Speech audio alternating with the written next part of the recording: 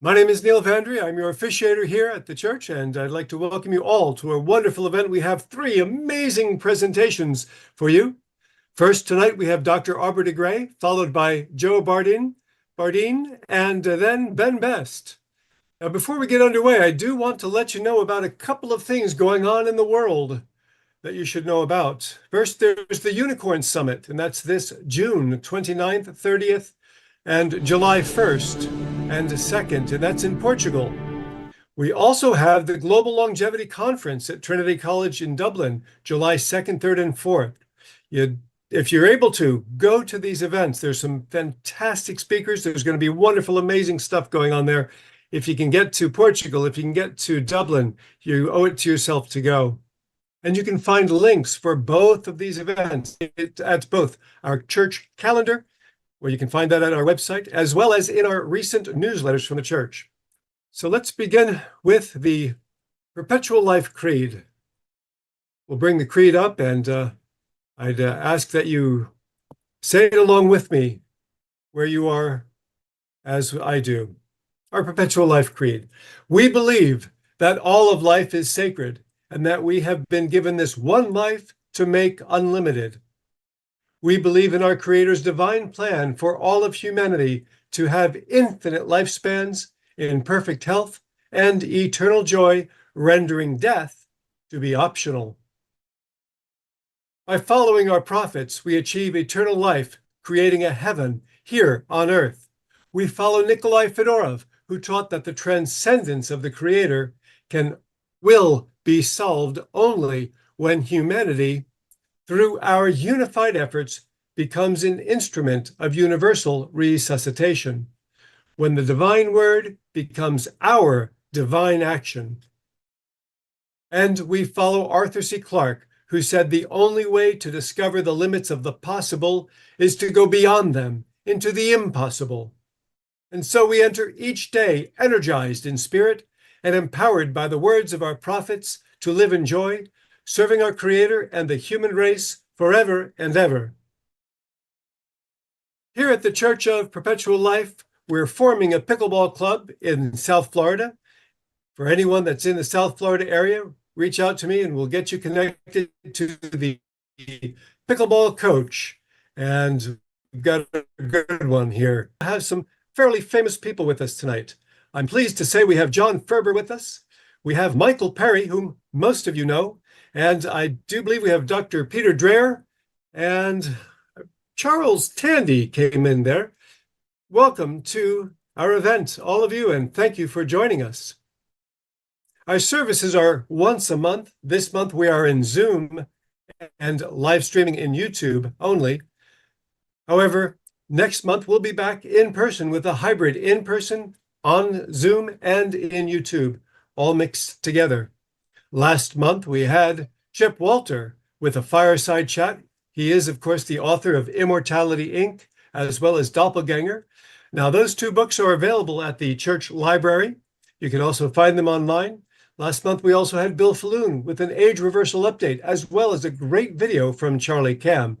And all of these you can watch in the recordings on our YouTube channel. I'd like to encourage all of you to let everyone know about our services, about our events, and bring them in, whether by Zoom, whether virtually or in person. As I mentioned, we have some great speakers tonight, so I want to get right into the event. But before I do want to make note of the Volunteer of the Month. This month's Volunteer of the Month is David Croft, our good friend from Texas, who is co-hosting our social hour and our after party. He's the Volunteer of the Month, and he's been loyally attending our services for many years now, being generous both with his tithes as well as his time. David, thank you very much, and you are the Volunteer of the Month. So let's get right into our presentations, and this first presenter is a friend of mine for quite a while. He's actually the man who introduced me to Bill Falloon, and thus Bill and I and Saul and several of us created the Church of Perpetual Life.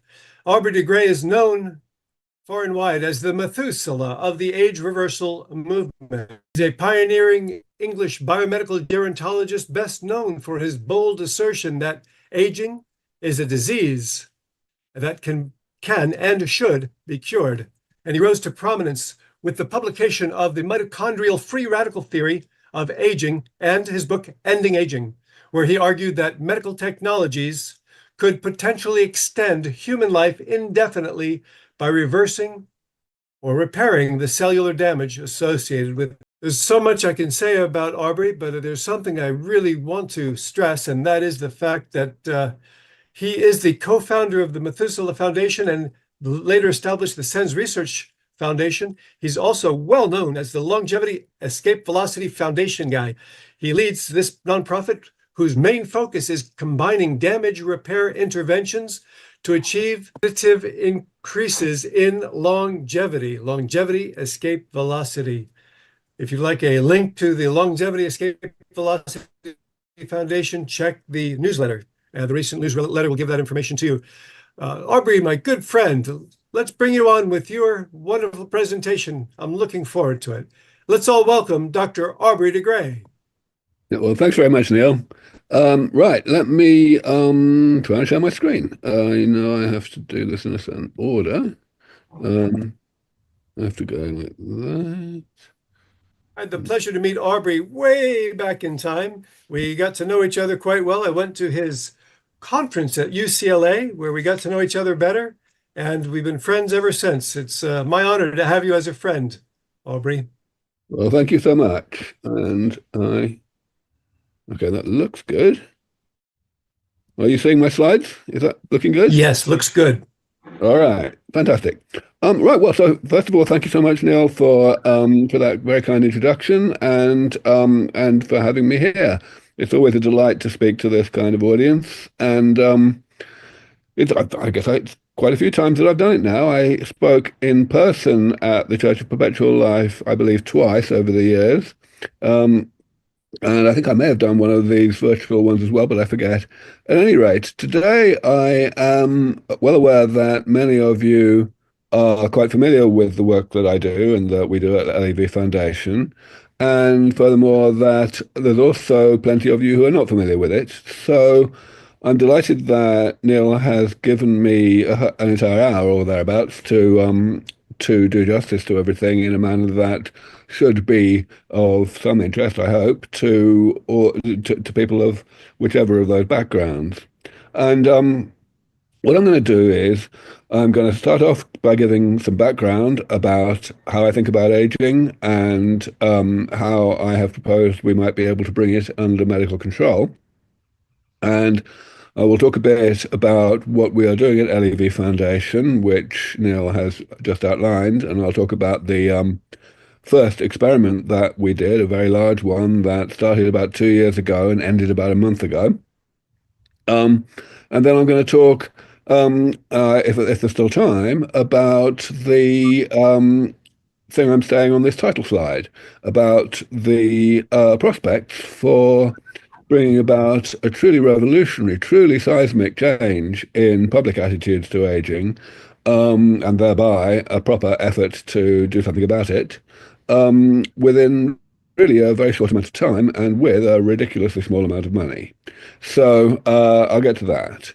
One thing I won't actually spend much time on during this talk is Radfest, which is coming up in a few months' time, on July the 10th through 13th.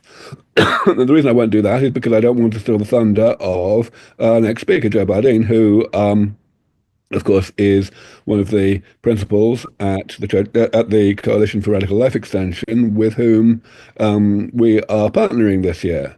The coalition, of course, has run Radfest on its own 9 times since starting in 2016, but for the 10th edition, they're partnering with us.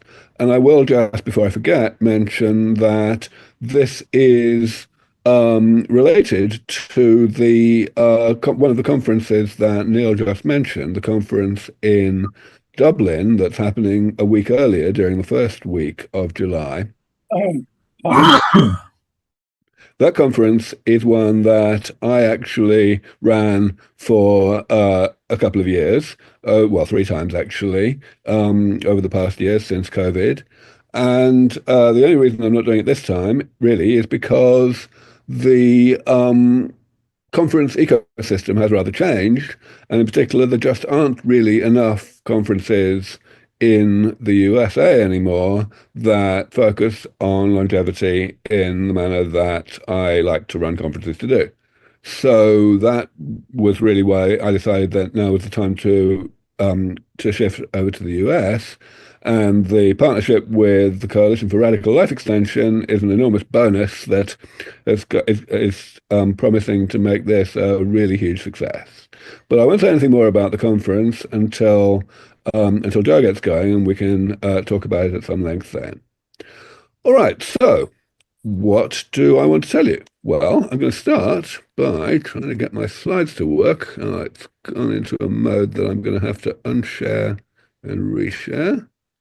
And I'm going to hope that it works this time. That's better. All right. So I always start, especially when I'm talking to a general audience, with this question. What is so difficult? What is so different about the health problems of late life, the chronic progressive diseases that we're also familiar with, that makes them resistant to the types of medicine that have worked so well against the health problems of early life? I mean, let's face it, we are pretty good at curing people of almost all infections these days. And let's remind ourselves of the numbers. 200 years ago, more than 1/3 of babies would die before the age of 1. And that was even in the wealthiest countries in the world. And, all we had to do was figure out that, hygiene is quite a good idea, and that, we had to figure out really elementary medicines like vaccines and antibiotics, even mosquito nets, saved an incredible number of lives. And, it just hasn't worked. So people don't ask this question enough. We really have to drill down and answer this question well in order to provide a foundation for thinking about what we might do differently that might be more successful. So, I like to start here. Fact is that people give the wrong answer to the question at the top. If you ask someone, in what ways can somebody be sick? Then almost always the answer will very much resemble what I'm showing you on this table here. They'll say, well, there's infectious diseases, that's column 1 here.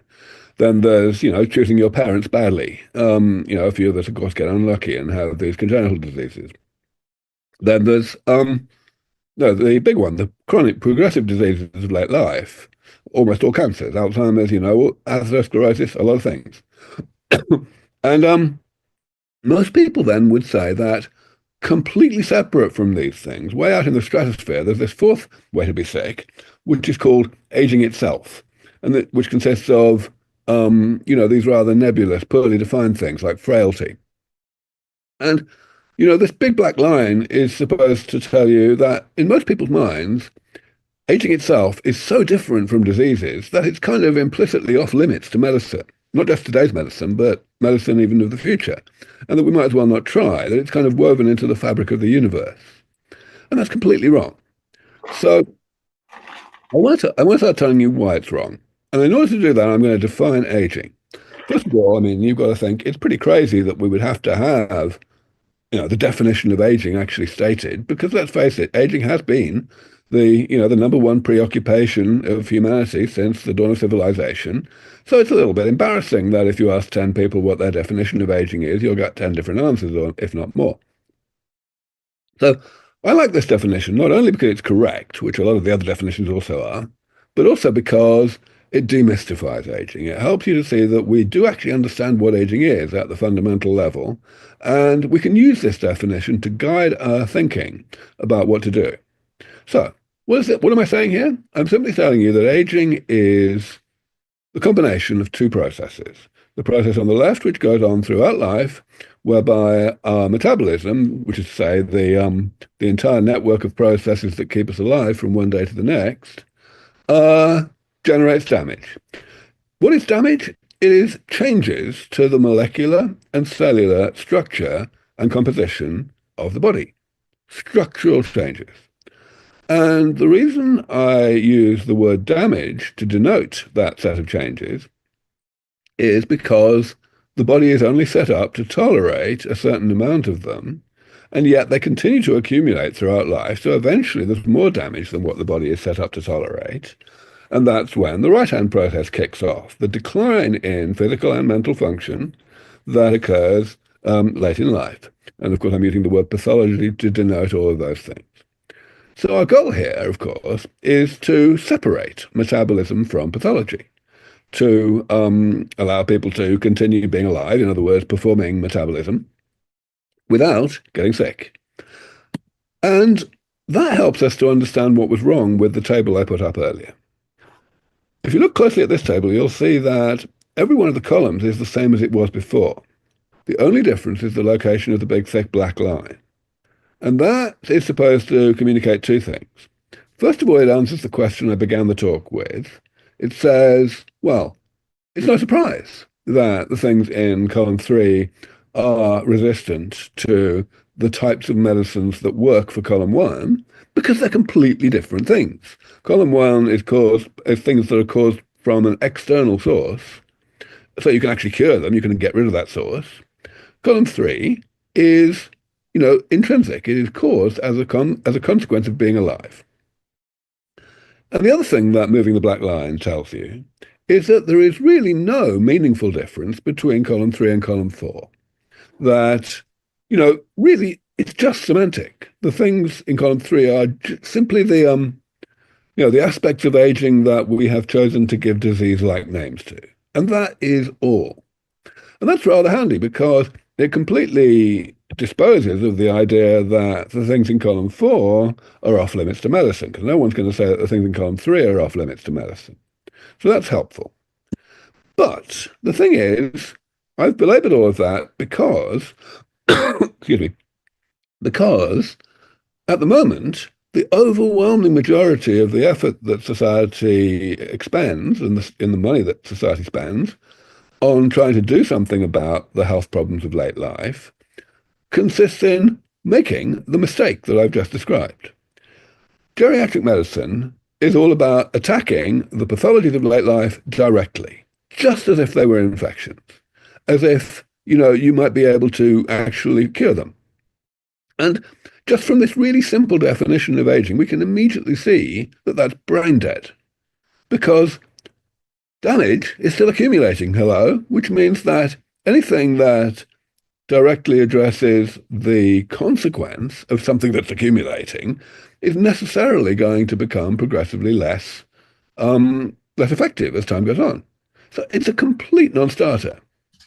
But it doesn't stop us spending billions and billions of dollars trying to make it work. All right, now, part of the reason why people make that mistake is this. They just think, well, it's just the complexity. And it's true that an awful lot of things go wrong with the body late in life, and they go wrong at more or less the same time, so they exacerbate each other, they interact with each other. You're not supposed to be able to read this slide, incidentally. I'm just putting it up there for effect. So the point here is, maybe there's hope. Maybe we can just, eventually with good artificial intelligence and so on, we can get on top of this complexity, and we'll figure out how to keep people healthy late in life. But I hope I've been able to explain to you over the past couple of minutes that that's just a complete delusion. There is no way that attacking the pathologies of aging directly is ever going to work. But now the good news, the first piece of good news, is that I'm not the first person to say all this and to think all this. In fact, more than a century ago, a few people started to realize that geriatric medicine was just a mug's game. And what they did about it was they said, well, okay, if we can't separate metabolism from pathology by separating damage from pathology, then maybe instead we can do it by separating metabolism from damage. That would have a pretty good effect if you could somehow make the body run more cleanly and generate damage more slowly than it normally does. Then that will delay the age at which the damage reaches the threshold beyond which things start to go wrong. And that would be great. It would only be great for people who are adopting these interventions early in life, because if you're already in middle age, then you've already got most of the damage that you need to have in order to get sick, and therefore, slowing down the accumulation of the remaining damage will not give you much delay. But it's better than nothing. Unfortunately, that hasn't worked either. The original inspiration was reasonable. Basically, people said, well, look, you've got the living world, you've got this enormous amount of variation between different species in terms of how long they live, how rapidly they age. And, maybe we can understand that. If we study it hard, maybe we can figure out how to translate that understanding into interventions. But this is the problem. You think the pathologies of aging are complicated, metabolism is far more complicated. This, I'm afraid to say, is a simplified diagram of a small subset of what we know about how the body works. And as you can see, it's like, well, any of you who have ever written software will immediately see that this is this is an ultimate nightmare of uncommented spaghetti code. So it's just not going to happen. You're never going to be able to disentangle this morass and stop this thing from doing the things we don't want it to do, without, namely the creation of damage, without at the same time, having unintended consequences and stopping it from doing things we need it to do to keep us alive. It's just not going to happen.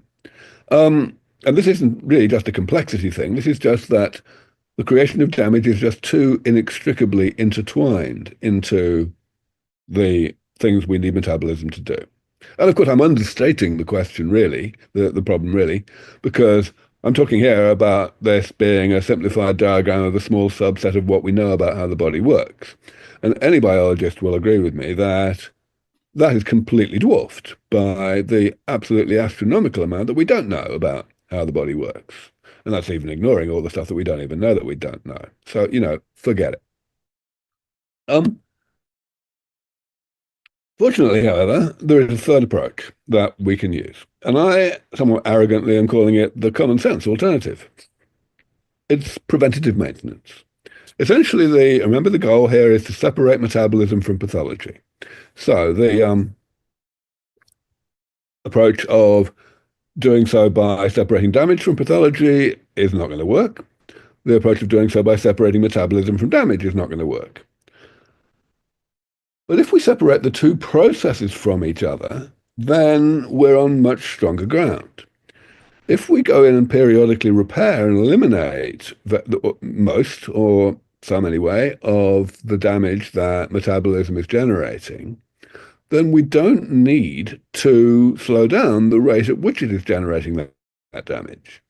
And, therefore, we do not need to understand how it generates damage. We don't need to mess with metabolism. And still, we keep the level of damage down below the pathogenic level. In other words, the right-hand process just never happens because the damage is always contained within the manageable amount that the body is set up to tolerate. So this is really why I call it the common sense alternative. The fact is we already do it successfully with simple man-made machines like this one. This is obviously 100 years old, this car, and it's working every bit as well as the day it was built. But it wasn't designed to last that long. It was designed to last 10 years, maybe, at the outside. So, preventative maintenance just works. It transcends the warranty period of a machine. And it can just as well transcend the warranty period of the human body.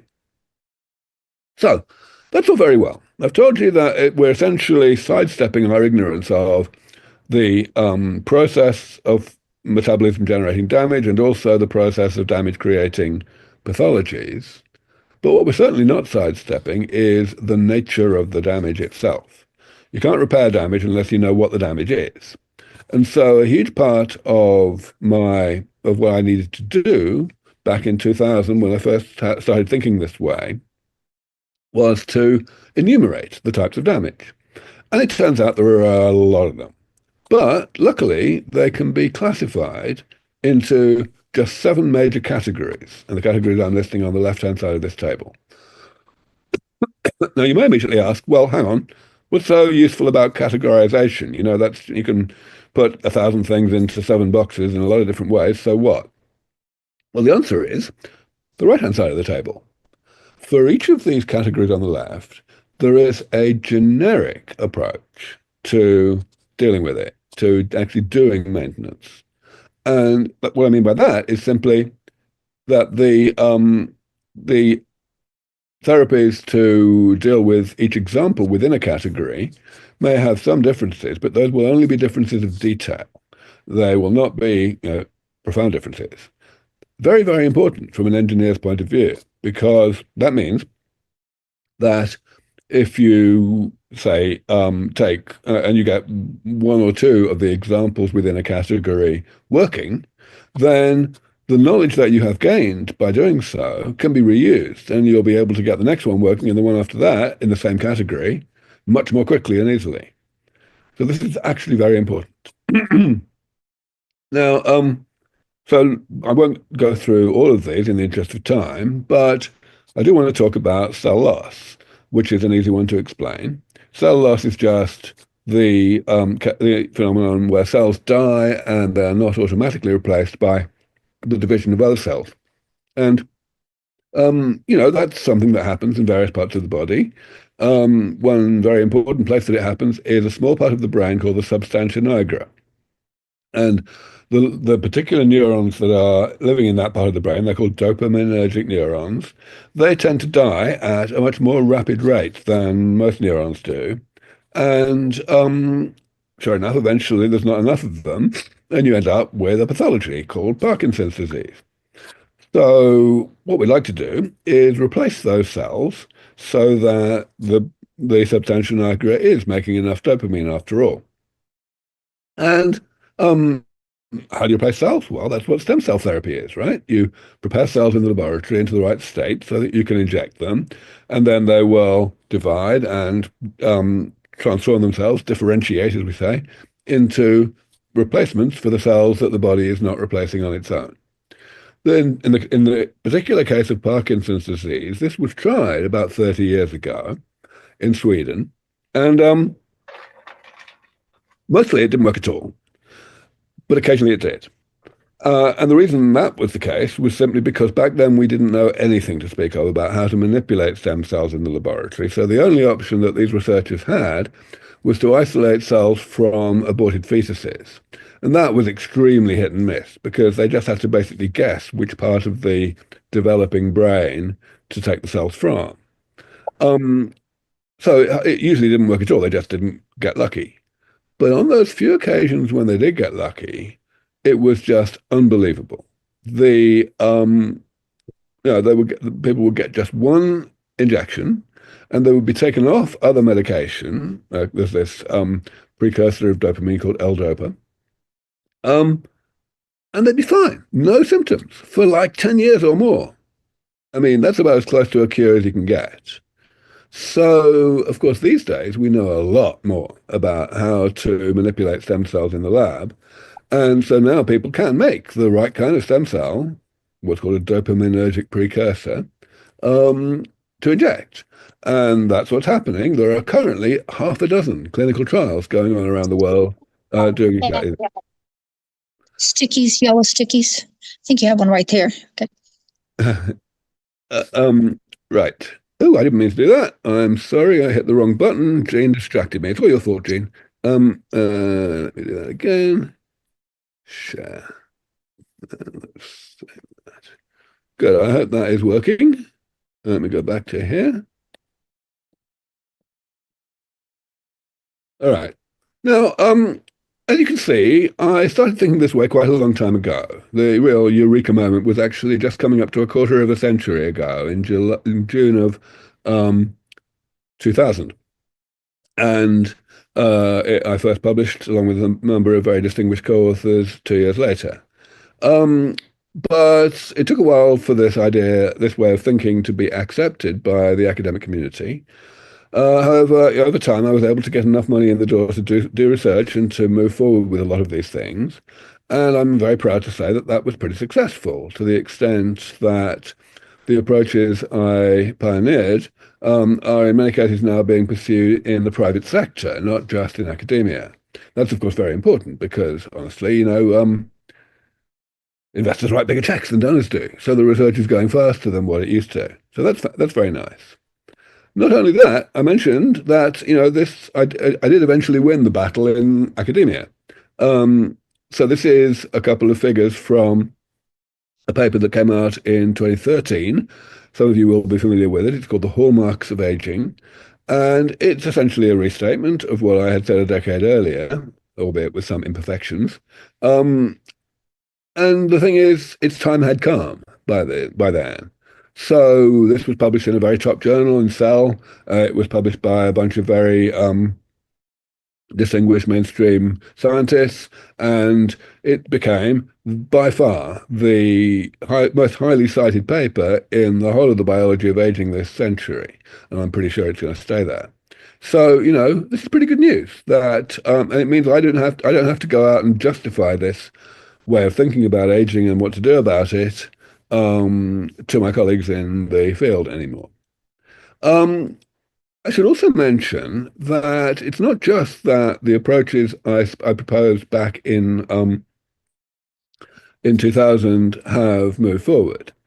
Luckily, what we've also seen is that alternative approaches have emerged that give us more arrows to our quiver, shall we say, for getting this damage to go away. So I mentioned cell loss a moment ago. Let me now talk about partial reprogramming, which is kind of an alternative to stem cell therapy.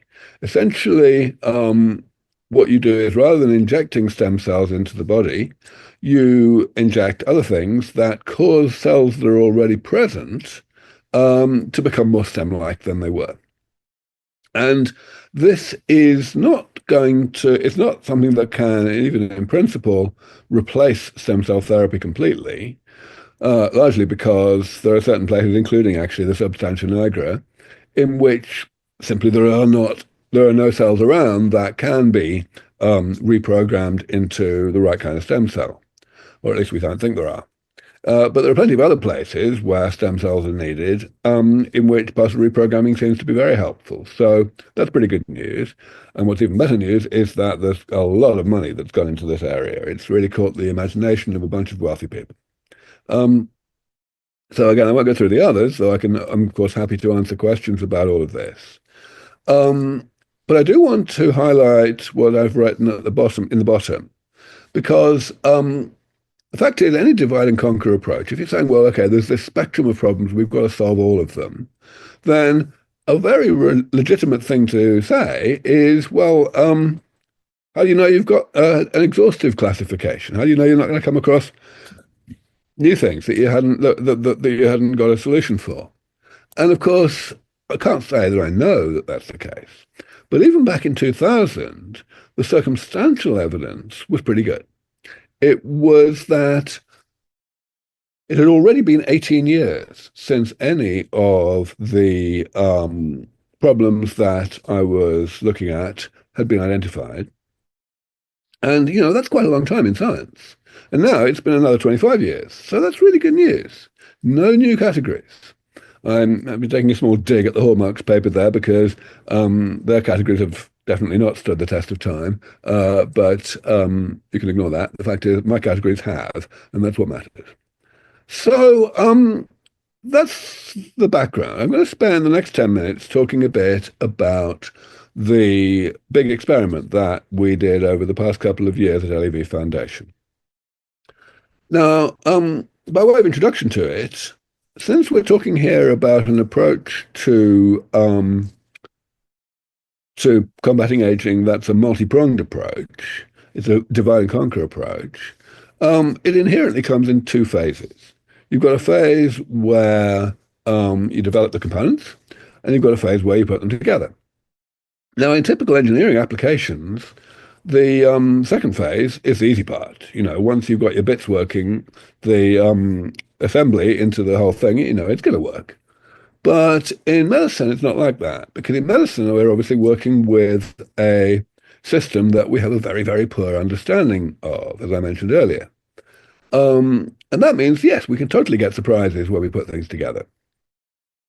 So I've been really, eager to get that happening as soon as possible. And 2 years ago, I was able to.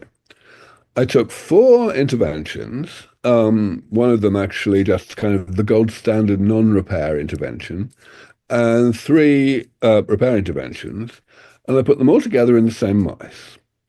But there's a couple of things to say here. First of all, we're using normal mice. We're not using some kind of accelerated aging model that might not actually be representative. So these are mice that normally live about 2.5 years. And the second thing is we're doing nothing to them until they are already 18 months old. So they've got about a year left to live on average. And we're interested in extending that, both, of course, healthy lifespan and total lifespan. Now, our goal is something that I have called robust mouse rejuvenation. That's what I mean by RMR in the title of this slide. And I've defined that to mean adding an additional year to the life of these mice. So they've got 1 year to live by default, extending that so that they actually live 2 years from the start of the experiment. So 3 years from birth, 3.5 years, I'm sorry, from birth. So that's what we'd like to do. And as I say, it's a huge experiment because, well, you need a lot of mice. In fact, we used 1,000 mice, 500 of each sex, split into 10 different treatment groups. A group that was getting all 4 of our interventions, a group that was getting none of them, but also 4 groups that were just getting each one individually because we wanted to validate that we were doing the experiment correctly. And then also, excuse me, ones that are getting all but one of the interventions, 3 out of 4. Reason for that was because we know that there's a chance that there will be antagonistic interactions, that 2 interventions might cancel each other out. And this is the way to identify that. So that's the design of the experiment. And as I say, we're very much interested in health, not only in survival and how long they live. Excuse me. So we measured a lot of different health metrics. All of these things are very classical things measured in mouse experiments, so I didn't have to invent any of this. We looked at things like curvature of the spine, that's what kyphosis is, or loss of hair, or, fur. Then, we can test memory, we can test blindness and deafness, you can test strength and agility. And we also stored a whole bunch of organs and tissues from these mice, from a lot of these mice, so that we can collaborate with other groups on various ways to analyze them. That's not happened yet, but it will. I won't bother with that one. It's a bit too inside baseball. I will talk instead about the results, because as I said, the experiment is now concluded. The last mouse died maybe a month or 6 weeks ago. Well, I'm showing you females here. Now, what was the goal of this experiment? What we are assuming is that, or at least what we're testing, is the hypothesis that if you put multiple interventions together, you will get more of an impact than any one of those interventions on its own. And that's basically what we saw. So as you can see, there are 10 groups here. This is what's called a survival curve, which means that the x-axis is age in days, starting at the beginning of the experiment, 19 months of age. And the y-axis is the proportion of mice that are still alive at the time that, at the particular time. So every time a mouse dies in a particular group, there's a kind of downtick on the corresponding curve. All right, so the highlight here is, of course, the thick lines. The thick red line is the group that was getting all 4 of the interventions, and the thick blue line is the group that was getting none of them. And rather hearteningly, we got a nice big effect, about 4 months. But even more hearteningly, we got additivity. You can see that the groups that were getting some but not all of the interventions are somewhere in the middle. And so, we feel vindicated. We feel that we've justified the overall motivation for such experiments, even though we definitely like to achieve a lot more life extension than just the 4 months. In males, things were a lot more confusing. You can see that even though the group getting all 4 did do a lot better than the group that were getting none, things got a bit messy. First of all, during the first year of the experiment, there were 2 groups that paradoxically did a lot worse than the groups getting nothing. But then they caught up during year 2 and eventually outlived the last of the controls. Then you've got a couple of groups that did the opposite, that did fine for the first year and then they fell off a cliff. So we honestly don't understand that. We're going to do a lot more analysis to see if we can get any clues. We don't really know. So what does this mean? Well, essentially what it means is that we are absolutely hot to get the next experiment going as soon as possible. A fantastic fact is that new interventions are coming along all the time that individually show really good promise in terms of increasing mouse lifespans, starting late in life like this. They maybe get a month or 2 of increase. And therefore, we are now spoilt for choice in terms of which ones to put together to do more experiments. I've got a list here of some of the things that we're interested in, and that list is growing, as I say, all the time. One thing we have decided is that in order to maximize the chance of success, we should do more than 4 interventions at a time. That future experiments should actually involve 8 interventions. We've also decided that we're just going to give rapamycin to all the mice as well as running wheels, simply because they're so proven to be helpful, and we'll get more actual information if we don't have that as a confounding variable. So that's basically what we want to do next time. And again, I can talk through any of the specifics here if anyone's interested in a minute. Right. So I'm going to finish in the last 10 minutes or so by describing why I'm doing this experiment. At the end of the day, I don't care much about mice. Mice are a means to an end. I care about people. So you may absolutely legitimately ask, why do I think that the best use of my time and the money that I can attract is to get mice to live longer? Well, I'm going to try and explain that on this slide. I believe that in order to save the most lives on this planet, in the shortest amount of time, we need a really big war on aging. Now, when I call it a war on aging, I am not really making a comparison with the war on cancer from 50 years ago. The war on cancer was great, trebling of the budget of the National Cancer Institute. Even though research progress was much slower than what people were expecting back then, nevertheless, it was much faster than it would have been without that money. So, so that's great, but we need much more than that. And I believe that actually we have a chance. And the main reason why we have a chance is one that might surprise you. I believe that in the past decade, the single best thing that has happened for the longevity mission is COVID. Because what COVID has done 5 years ago, not very long ago, so people remember it well, is that COVID has shown humanity what it can do when it puts its mind to it. So I want to make aging the new COVID. I want us to have a COVID scale war on aging, if not bigger. And I believe I know how to bring it about. Now, we certainly know that at the end of the day, that means global governments coming together and throwing really serious money at the problem. And that's okay, because governments will do what the public tells them. At the end of the day, every elected representative in the world has one, motive in life, which is to get re-elected. And therefore, it's all about the public. If the public demands something, it happens, so long as they demand it powerfully enough.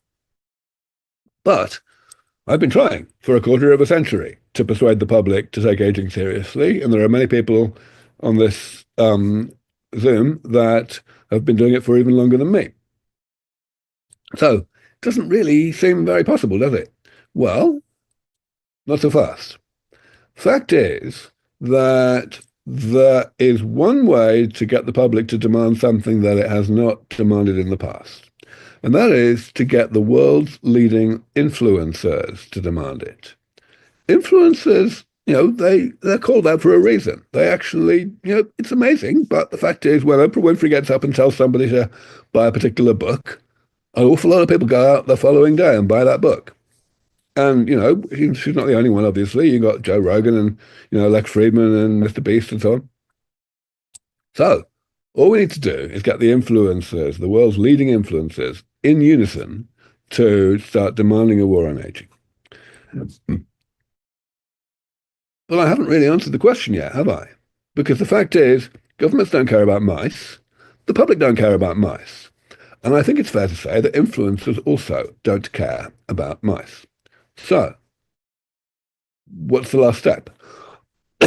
Last step is simply this, that influencers do listen to subject matter experts. Their goal is to remain influential, and therefore not to get behind topics and movements that will cause them to be laughed at. And they do that by listening to subject matter experts or having teams of people who do so. Now, the other piece of good news is that influencers are already really interested in this field. I've been on Joe Rogan a couple of times. David Sinclair's been on there a few times. Same with Lex Friedman. This is happening. And so we don't have to persuade them to listen. We just have to say what they want to hear. And we're not doing that yet. I mean, I'm doing it, but I am just one subject matter expert, and it has to be everybody. The fundamental thing that's missing from what everybody else is willing to say publicly is prediction of time frames. Is to go out and say on camera that they believe there's a 50% chance that within X number of years, for a particular X, we will be able to, let's say, postpone aging by 20 years, so long as money is not rate limiting. And nobody does that. Nobody does that. So this is the last step. Why do I say that the robust mass rejuvenation experiments are going to change that? It's very simple. We're not actually talking here about all subject matter experts. There's hundreds of people who are very authoritative experts on aging. We're actually only talking, though, about the ones who also do a lot of media. There's definitely less than a dozen people like me who do more than like one interview a month to general audiences. Those are the people that matter. And of course, we're all good friends. We know each other well.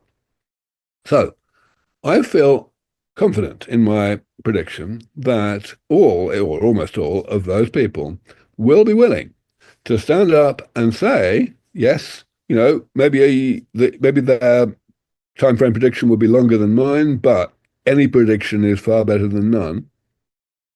And they will do so when they believe that we are close enough. And even though influencers and the public and governments do not care about mice, the subject matter experts very much do care about mice. There's a key thing that's been scandalously swept under the carpet by pretty much all subject matter experts for decades and decades, which is we've made no progress at all in postponing aging in mice. Forget about people, in mice. I mentioned earlier that I want to extend life starting in middle age by 12 months. And at the moment, we can get 4 months. So I want to treble the effect size that can currently be achieved. That would be very dramatic. But what makes it particularly dramatic is that we could already get those 4 months 50 years ago, just with calorie restriction. 15 years ago, we figured out that we could also do it with rapamycin. But we still can't beat the 4 months. Nothing has made any progress. And of course, scientists don't like to say that kind of thing because they like to, keep up the illusion that they constantly are making progress because that's how they get funding. But that means means that when we actually do make progress, it's going to be completely seismic. You know, fact is, calorie restriction works pretty well in mice. We get those 4 months, but it doesn't work in humans anywhere near so well. Basically, we are making no progress. But things that we could do with multi-pronged damage repair will be completely different. 2 years ago, Brian Kennedy, one of those half dozen key subject matter experts, got together with me and we wrote this thing called the Dublin Declaration, Dublin Longevity Declaration.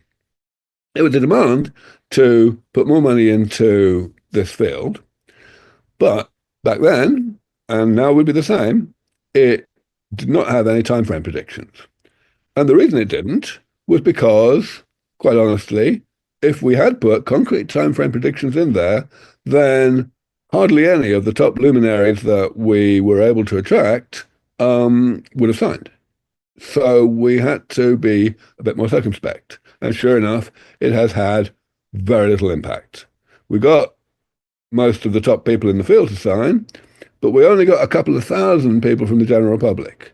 I wanted to get that up to a couple of 100,000 in 2024, and let's say, well, it went up by about 50. It's like it was important for what it was, and it still can survive as a foundation for what's to come, but on its own, it does not do the job. So I'll stop there. On the left, I just want to say that's my email address. Anyone's always welcome to email me. The people I want to thank are, of course, the donors who allowed me to conduct this experiment, and indeed the previous donors who allowed me to do so much at my previous 2 organizations, and the people who did the work. iCore Life Sciences is a company that some of you will know. It's one of the spin-outs from Sense Research Foundation. They have various divisions, one of which is a CRO division. They're very good at doing mouse lifespan experiments, so that's where we did the thing. For those of you who'd like to delve more deeply into the science at your leisure, I recommend the paper that you can see in the middle, which my main scientist, Caitlin Lewis, and I wrote a year or so ago. And of course, the next experiment just won't happen until we are able to put together at least $5 or $6 million, because, it's 2,000 mice next time. And so any contributions that can be made to that, every dollar helps. So thank you very much. Thank you, Dr. Aubrey de Grey. And you're getting cheers from all around the world now in our Zoom and in our YouTube live stream. There's a question we have for you. I'd like to just bring up we only have time for a couple of questions, but we do have a good one here from Rudy. And that was, could you talk about where the results will be published? He's not seen any press or buzz about Aubrey's mice. Yeah, so I've been putting plenty of updates throughout the 2 years of the experiment on social media. But of course, what normally happens with publications is that you have to wait until the experiment's done, and then you have to write everything up and submit it to a journal and so on and so forth. Now, because this experiment has so many facets to it, in terms of lifespan and health span and design and everything, we're almost certainly going to write a lot more than one paper. The article that I just talked about was written when the experiment was just had hardly begun, and so it talked about the design of the experiment. There will certainly be at least one paper just on the statistical analysis of the survival curves and of various health measures, and we've only just started doing that analysis, so that's a little while to come. And then most of the other papers that need to be published will be with regard to the health of the mice, and that will really, a lot of that will need to await the creation of these collaborations with other groups to study the tissues that we have stored. So yeah, publications are going to take time. Brilliant presentation. There's one more question for you from the live stream, and that has to do with your slides. And I'm going to answer this for you, for everyone, so that you know this event has been recorded and will be available on our YouTube channel for anyone to watch. If you know someone you'd like to share this with, you'll be able to catch this again in the recording in our YouTube channel And you can find a link to that easily at our website, perpetual.life. Aubrey, great presentation. I hope you'll stand by, and I know there will be a number of people here in the Zoom and in YouTube that would like to interact with you. Pleasure. Yeah, And so I do see that there are various other questions in the chat, so I will go through that over the next 10 or 15 minutes while Joe is talking, and answer some of the questions there. yes, there's one here if you want to address it from Dr. Dreher. It's about glycation causing stiffness and aging. Yeah, so right, so yes, so the type of stiffness that Peter is referring to is stiffness of the lattice of proteins that holds our cells together and our tissues in the shape they have and gives our tissues their biophysical properties, like elasticity in particular. And sure enough, glycation reduces that elasticity and makes those things stiffer.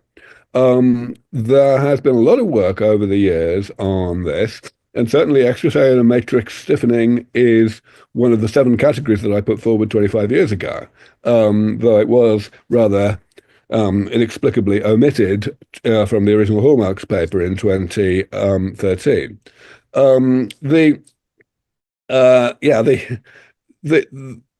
The chemical that John has is an interesting one, and it does have some beneficial effects according to many studies in animals, and also quite a lot of anecdotal evidence from people who have taken what John has produced.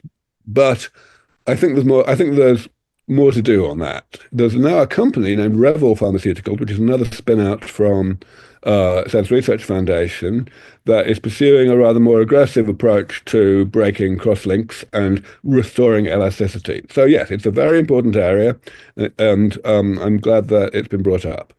David Potter asks about V cells. Yeah, V cells are a real enigma right now. You know, they've been around. The people have been talking about them for a while. The guy who first identified them and started talking about them, a professor from Kentucky, spoke at my conference about 15 years ago in Cambridge. So I've been following this. But as time's gone on, it's been unnerving that there has been so little real true validation that these things are really cells. And that has become much more of a thing over the past decade, especially over the past 5 years or so, as we have come to understand that exosomes, which are vesicles budded off from cells, are actually very beneficial and behave rather like cells in terms of their therapeutic benefits. So a lot of people now think that everything that has previously been attributed to these so-called very small embryonic-like stem cells is actually exosomes and not cells at all. And I would like to say, at best, the jury is still out. We've got you on mute, but I'd like to bring in now, I guess, let's go for our next speaker, and I believe he's standing by. I'd like to give you an introduction to her. And before I do this, again, just everybody, a big warm thank you for Aubrey, Dr. Aubrey de Grey. What an amazing presentation. I truly enjoyed this, and I'm looking forward to watching it in repeated sessions here over the next week. Our next speaker is, in fact, Joe Bardin. Joe is an essayist and playwright. He's based in Arizona by way of Trenton, New Jersey, Washington, D.C., and Tel Aviv. He's also an activist in the worldwide age reversal movement. His feature stories have appeared in numerous publications, too many really to go into right now, but I'd like to let you know that he's also the Director of Communications for the Coalition for Radical Life Extension and People Unlimited, an organization dedicated to radical life extension and physical immortality with its headquarters in Scottsdale, Arizona. The Coalition for Radical Life Extension is best known, I believe, for the organization, the group that puts on the RAADFest every year. RAAD, of course, RAAD, Revolution Against Aging and Death Festival. And he's spoken on the subject of physical immortality throughout the United States and internationally. Let's bring up our good friend Joe Bardin.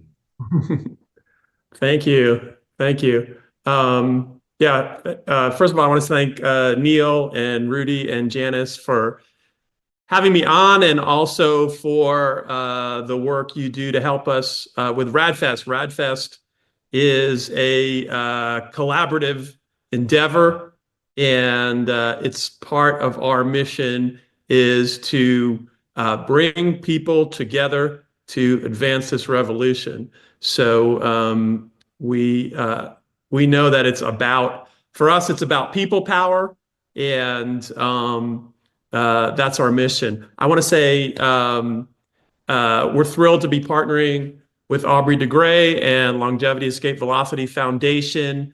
As you can see from Aubrey's presentation, he's going after it. And I just want to say, like, that complacency is the enemy. The revolution against aging and death is the end of complacency regarding our own taking charge of our own longevity, our own future. This has been a long time coming. This has been thousands of years in the making. So honestly, I commend all of you for having any involvement in longevity, because the program is very deep for us not to do that. So, but there's more. There's more for all of us. And one thing I really admire about Aubrey is he's always looking for that next step. He's always looking for that next step forward and applying that considerable intelligence of his to how to move forward. Whereas many, many people are applying their considerable intelligence and spirit to do the opposite, to not move forward. So I want to tell you about this year's RAADFest so that, frankly, you don't miss out on the opportunity. So this is our 10th RAADFest. We started RAADFest because we saw the need to accelerate collaboration, accelerate education, and to talk openly about super longevity. I believe that this initiative has been instrumental in helping to shift the conversation from not just longevity, which is do the right things and you live 5 to 7 years longer, but super longevity, which is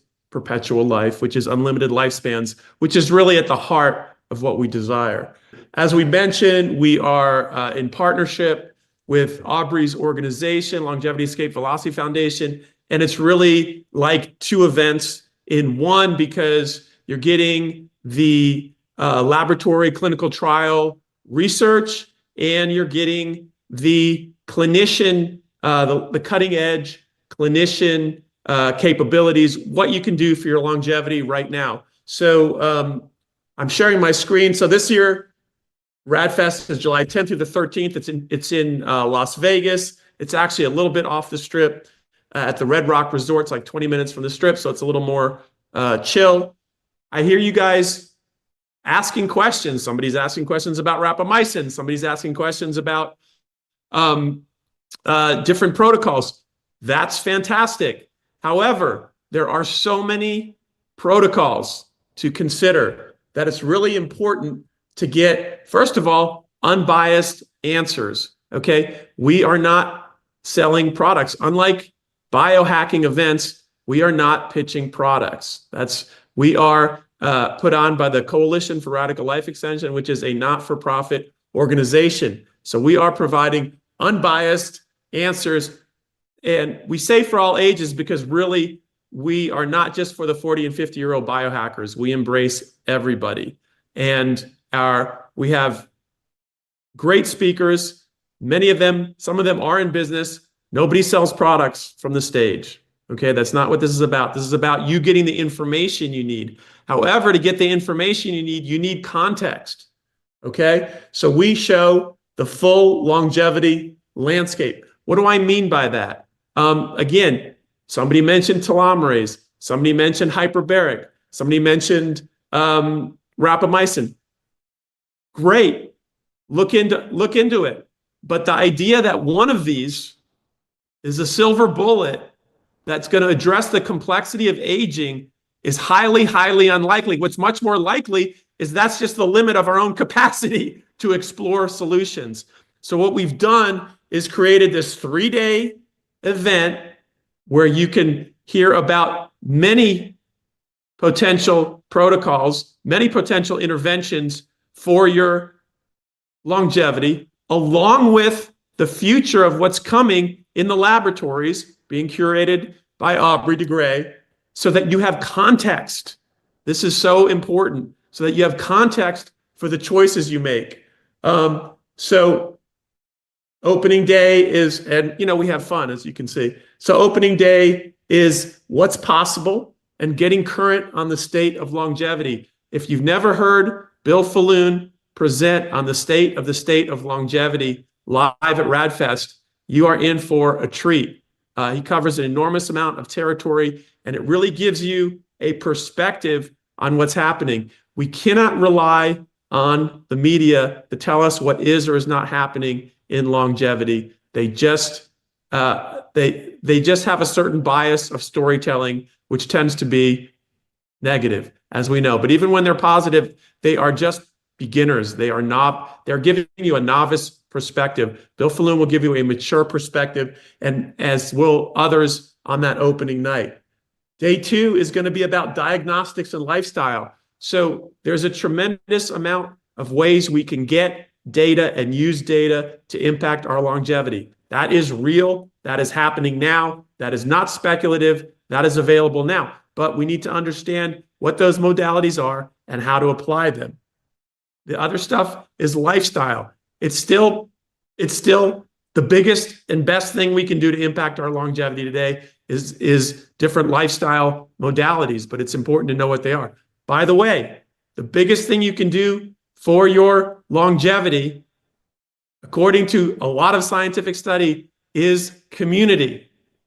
And again, I commend you for being part of this community, but there's more, and more is better. So the community that you'll experience at RAADFest, and I know Neil can testify this, and others, and Rudy and other people have been at RAADFest, is unparalleled. You will meet people and connect with people at a level that will inspire and support your longevity. It's real.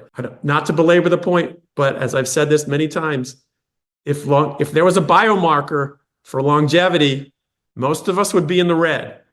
We don't get enough. We don't get enough contact and connection with like-minded people. We've all been outliers. And now, where are we in the revolution? It's time for us we're still outliers, but it's time for us to not be alone.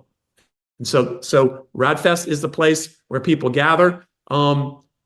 We have powerful collaborations have come out of this event. New initiatives have occurred. Clinicians have come together. Scientists have come together. Entrepreneurs have connected, and entirely new initiatives have happened. And now we're collaborating with Longevity Escape Velocity Foundation.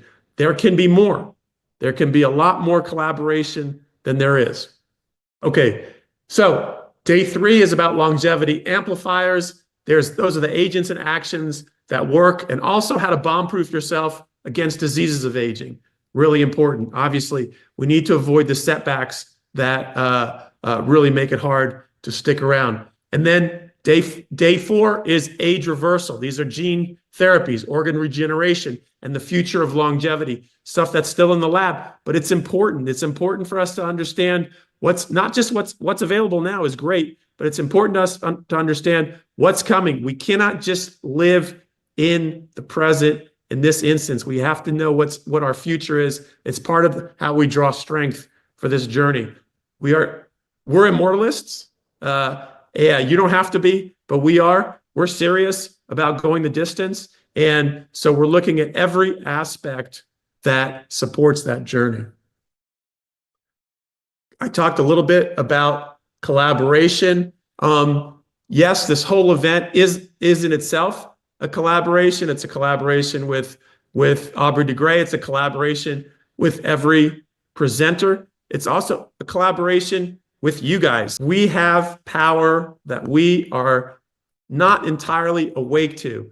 As Bill Falloon has pointed out, I know I've seen him in the letters that he writes, there is strength in numbers. People are attracted to people. We have hundreds of people at RAADFest, and every single person adds to that impact. People are attracted to people. It's called the nightclub effect. Have you ever noticed which nightclubs people go to? They go to the nightclubs where the people are at. So that's why there's a line outside those nightclubs. When they see that line, they want to go to that nightclub. Okay, we can do more of this with longevity. And also, we are the people who love life. We are passionate about living. That's why we want more of it. And this attracts people and attracts media. We have some very interesting, we attract interesting media every year. I just approved a media application from the Times of London. We'll attract more. You are actually a part of that, whether you realize it or not, by attending RAADFest and being part of the event. Thanks to our success, there are several other longevity events. They don't do exactly what we do, but sometimes they sound like we do. So we have to differentiate ourselves. Okay, we're not a biohacking event. We're not a brand of products. We are non-commercial, but we're also research plus practical, and it's interactive for all ages. So I want to tell you about another aspect of RAADFest, which is Rad Clinic. I want to get into a few details here, not because I'm trying to cover the scope of details of what you'll be engaged with at RAADFest, because that's impossible. It's much more than what I can cover right now, but I just want to give you a taste. So this year, we are doing Rad Clinic, which is a longevity lounge where you can receive actual longevity protocols on site at significant discounts. Let me just give you a couple examples of what those are. Just bear with me. Sorry, I'm just jumping over here to an email. This was just sent to me moments ago. This is hot off the press. So these are some of the things you can check out at Rad Clinic for your longevity. In addition to everything you're going to learn, in addition to the connections you're going to make, and in addition to helping us build a brighter, stronger revolution. So Holfort Medical Group is offering a trio testing experience, giving you a unique, holistic snapshot of your metabolic, nutritional, and endocrine health, all in under 20 minutes. So it's a clinical grade breath analysis that provides insights into metabolic function. It's a non-invasive instant test that uses spectrophotometry to assess intracellular levels of minerals, trace elements, and heavy metals, and reflex testing system that evaluates thyroid function. Okay, I've never heard of that. I'm not actually sure quite what that is, but this is what I mean. There's new stuff happening that you can use. This is the data piece of your longevity. Okay, another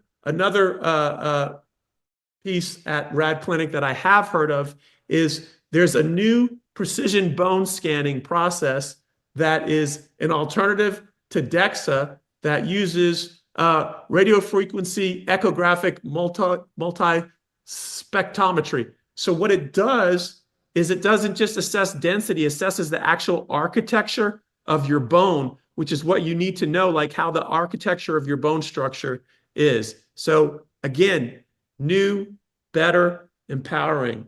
A third one is Acorn Biolabs offers the world's first non-invasive follicle-based cell cryopreservation service. This involves collecting live cells from plucked hair follicles, which are then cryogenically frozen to halt aging. These preserved cells can later be utilized in regenerative therapies for skin, hair, tissue, and other things. Again, this is at RAADFest. This is cool. This is real. This is happening now. So let me give you a couple other topics that just jumped out to me. How am I doing on time, Neil? Am I okay? Yeah. So again, this is just a little flavor of what it is. There's too much to cover here, and that's sort of the point of RAADFest. Besides getting to be with great people who are actually the leaders of this movement, who actually need your support and they need your encouragement. So mitophagy is a specialized form of autophagy that targets the mitochondria. Very interesting subject. So autophagy is the process by which cells remove damaged or unnecessary components. Let's learn more about mitophagy, which targets the mitochondria, which we know is important for the energy generation of the cell. It's one topic. A topic that we're probably all hearing about, and you should hear a lot about, is oral peptides and bioregulators. Okay, bioregulators are the very short peptides. There's a lot of work being done with these to target specific conditions and what they call stacks, like collections of bioregulators that to impact longevity. These are really interesting. People are getting good results. They're not particularly expensive, but it sort of reminds me of where the stem cell conversation was maybe 5 years ago, where everybody's saying stem cells, stem cells, but it's hard to know really what to do with it and which methodology to use. By the way, speaking of comprehensive, I know I'm talking a lot, and hopefully I'll take some questions in a minute. A couple years back, we had a panel with like 4 different top stem cell practitioners. We had them all on the stage, one after another. And it was amazing because they each had a different approach to what they considered optimizing stem cell therapy. And it was a little uncomfortable for them because they were not in agreement with each other. But it was amazing for me as a consumer and for you as a consumer to actually see side by side, hear their presentations, so you understand like how much I don't want to say slack, but variation there are in the approaches of these protocols. And again, context. You can talk to a friend. It's great if you know a lot. It's great if you have a friend that knows a lot, but it's a lot better and a lot more reliable if you have a community around you that you can draw on to get inputs and then make an informed decision. So there's a lot of things happening with peptides. There's a lot of efficacy being reported. Bioregulators, which are the very short peptides. So we're going to have presentations on that. How many people have heard about membrane lipid replacement? Okay, this is a subject I've been hearing more about. We heard it. We had someone present about it at People Unlimited, I think last couple of weeks ago. And you're going to hear, you can learn more about that at RAADFest. This is what I'm trying to say. Like, hyperbaric is great. Ben Best's going to talk to you more about hyperbaric. That's interesting. Telomerase is great, but there is a landscape. There's a landscape of protocols and possibilities that we need to understand to make the best choices for our efficacy, for our time, for our money. And that's why we do what we do at RAADFest. This is not a silver bullet conversation. This is a comprehensive conversation about what's currently available and about what's coming. And I'll ask Aubrey to chime in on that in a sec. This is just inspiring to me. Spinal cord machine interfaces, restoring function today. This is like transhumanism in action. And so I'm fascinated to hear more about that and the implications for people with spinal degeneration due to aging is significant as well. And then just, again, these are just some things that popped out to me. This is the last one I'm going to talk about, is understanding and regulating heart rate variability, HRV. HRV is a really useful and important longevity biomarker. I like it because I have high HRV. So I'm good at it. I don't know why I'm good at it, and I want to understand it better. It's a rather elusive topic. You can Google it a little bit, and the more you read about it, it's kind of like the more you need to read about it. There's so much to learn. You guys are knowledgeable. I'm knowledgeable. There's so much more. There are connections to be made. There's new friendships to experience. There's old friendships to be reestablished. There's treatments to receive. And there's a revolution here that needs your participation. One last thing I want to add is we are launching off of this RAADFest the Rally for Healthy Longevity, which the coalition is going to be putting on in Washington, D.C. in 2026. It's time for longevity to show that we have political constituency.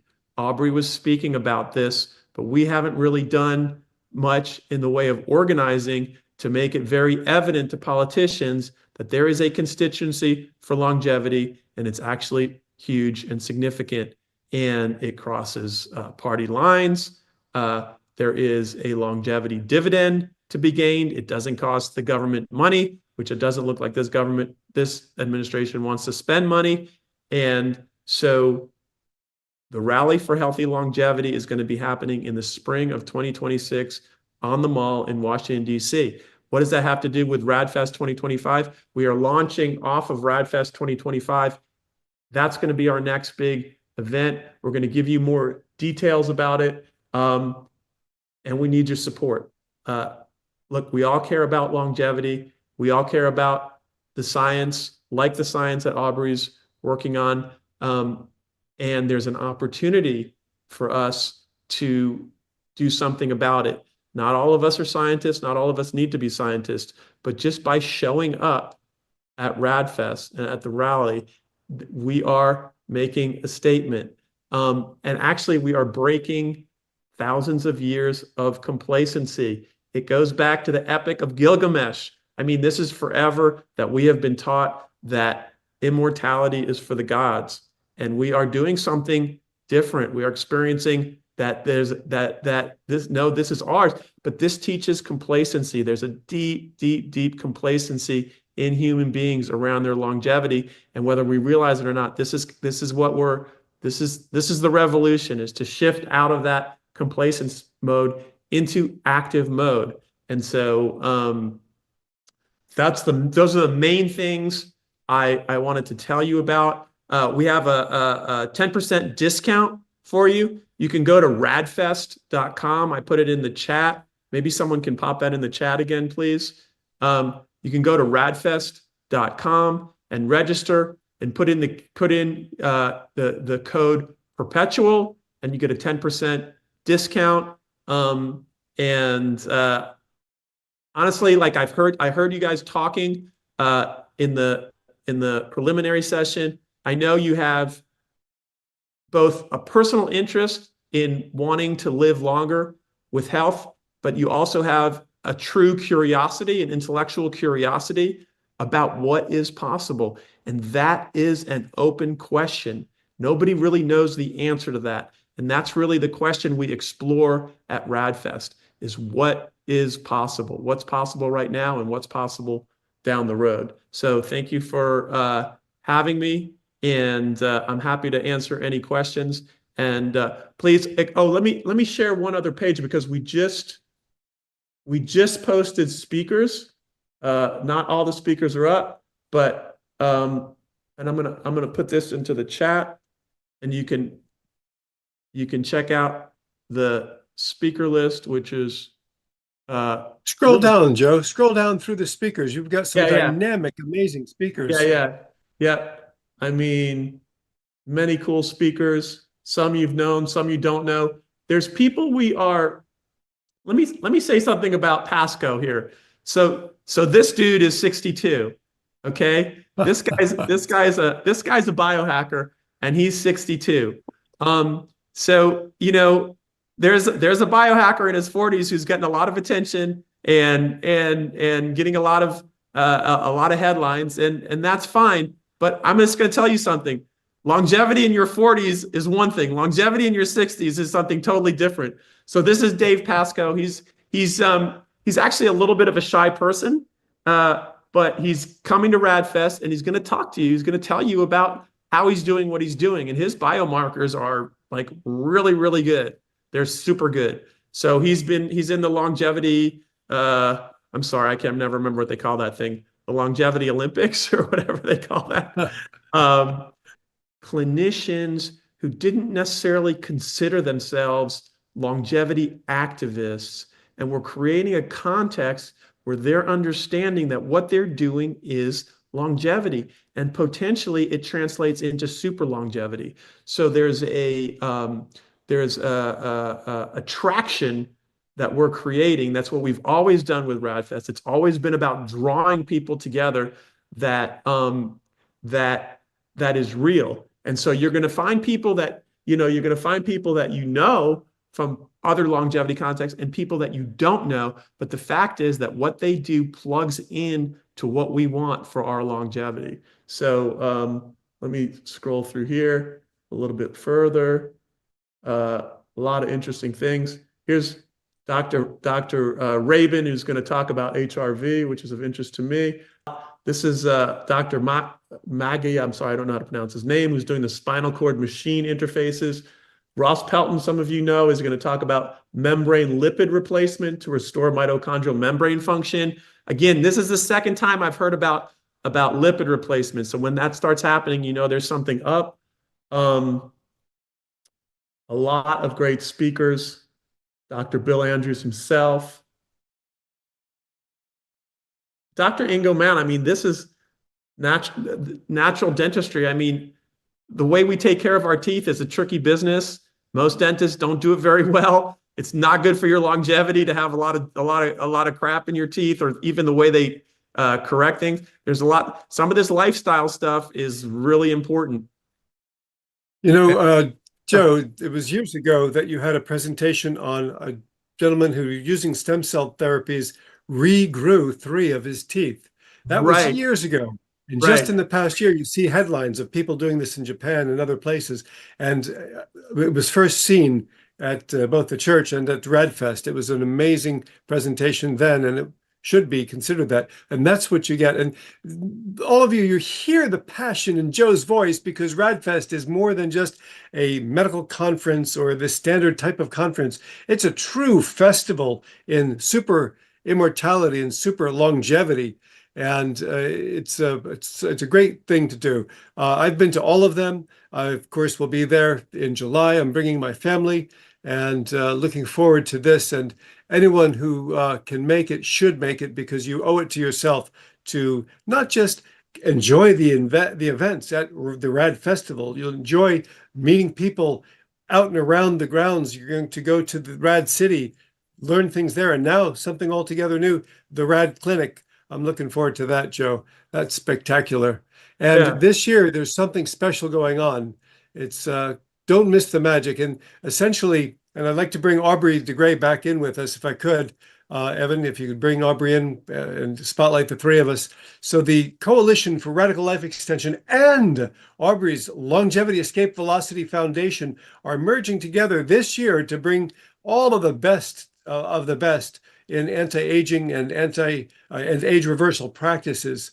So this is a special event. It's really a 2-in-1. Every year, Aubrey de Grey has the Longevity Summit, and the Longevity Summit essentially will be within and part of the Rad Festival.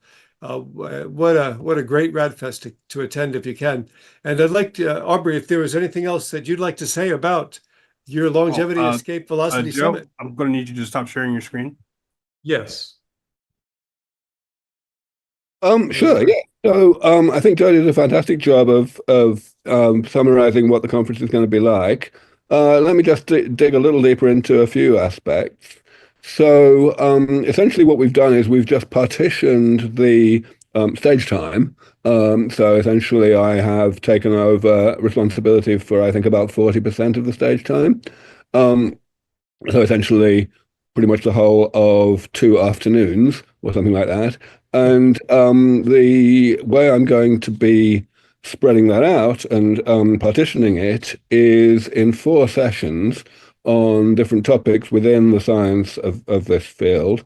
A couple of the speakers that Joe mentioned will be parts of those sessions, but plenty more. Essentially, there's going to be a session on sense, the concept, the divide and conquer approach that we take, and there will be speakers there, including ones that pretty much certain that none of you will have heard of, but who are doing really amazing, groundbreaking things to address some of the most difficult types of damage that I've been working on over the years and that other people are now taking forward. And then there's going to be a session on the combination thing, on the stuff I spoke about today and the stuff that we're going to do in the future. Essentially how these combination experiments are done, why they're so important, and so on. And then the other 2 sessions are going to be on areas that are somewhat tangential to my own work, but which are definitely of enormous fascination to, well, to me and to the community. One is cryonics. We're going to have some really top speakers in that area. And the other is replacement, which is essentially the surgical part of damage repair. This is something that has come very much to the fore in the past few years as people have started to come up with better ways to potentially go about it. And I believe that there's a variety of alternative possibilities for how this research is going to go, of course, as there is for any pioneering technology. But I believe it's an area that the wider longevity community needs to know more about. So we'll have a bit of exposure to that as well. Excellent. On top of that, just one last thing I wanted to mention. So Joe mentioned that we're going to have this thing called the RAD Clinic, which is a kind of updated version of the of what you used to have, the Expo.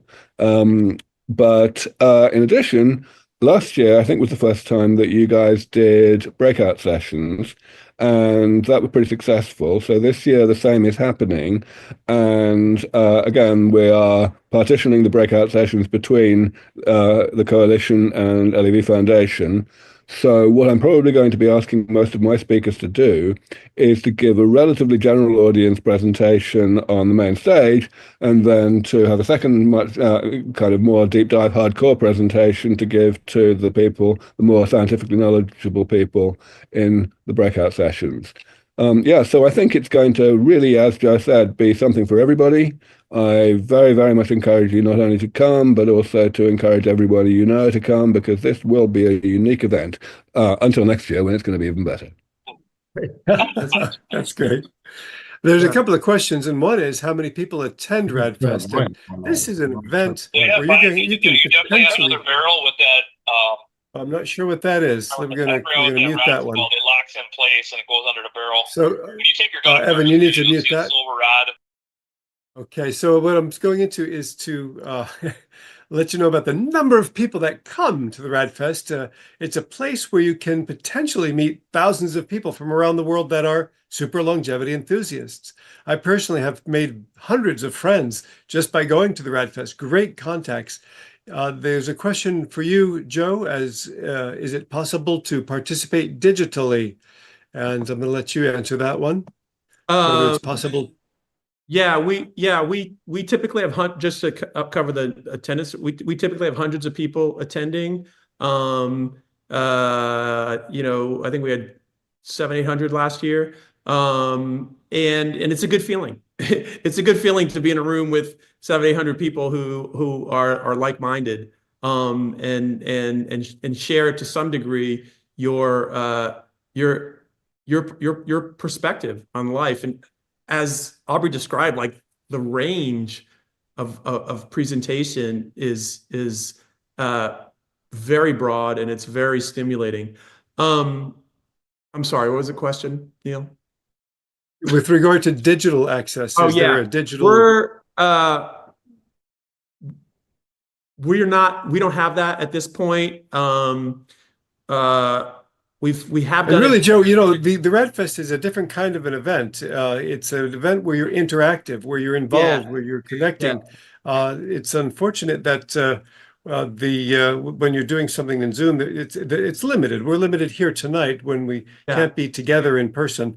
And this is the once a year time when you really want to be in person with other super longevity enthusiasts, in my opinion. Yeah, it's fundamentally an in-person immersive event. So yes. Let's see what else we have here. I'll go through some questions. Any more questions? But yes, you can purchase the video afterwards. There's always a video for sale afterwards. You can, and a lot of people do that anyway who go, because it's just a helpful way to keep track of all the everything that's presented, because so much is presented. Yep. Great stuff. And I urge you all to check out the RAADFest, and look forward to seeing many of you there. Joe, thank you for this presentation tonight. You're dynamic as always. Thank you. And getting younger. And thank you for your help with RAADFest and for what you do at RAADFest. My pleasure. It's a passion. We have a third speaker tonight. Gentleman I've known for the length of time that I've been working here at the Church of Perpetual Life. He's a super longevity activist, and we'll talk about hyperbaric oxygen. This is, of course, Ben Best. He was president and CEO of the Cryonics Institute, one of the world's largest cryonics organizations for 9 years between 2003 and 2012. He holds undergraduate degrees in pharmacy from the University of British Columbia and physics and computing sciences, as well as finance from Simon Fraser University in British Columbia, Canada. Ben is also certified as a professional registered parliamentarian by the National Association of Parliamentarians and a member of Mensa. Currently, he's traveling all around the world, going to different age reversal conferences and meetings, meeting with these researchers and working to reverse human aging. Help me welcome Ben Best. So hyperbaric means high pressure. So pressure at sea levels is defined as 1 atmosphere or 14.7 pounds per square inch. The kind of pressure we use to measure the pressure in our tires, or 760 millimeters of mercury. The pressure at 10 meters or 33 feet below sea level is 2 atmospheres, and the minimum required cabin pressure of a commercial aircraft flying above 10,000 meters, 33,000 feet, is 0.7 atmospheres.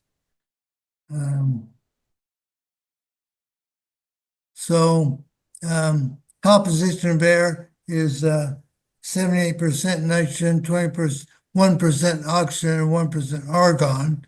And so if you use Dalton's law with your 760 millimeters of mercury, that means 593 meters of mercury nitrogen, 160 millimeters of mercury oxygen, and 7.6 meters of argon. That's Dalton's law. The sum of the partial pressures is your total pressure of all the gases involved. So it's just mentioned sea level partial pressure of oxygen is 160 millimeters of mercury, and in the arteries it's 100 millimeters of mercury.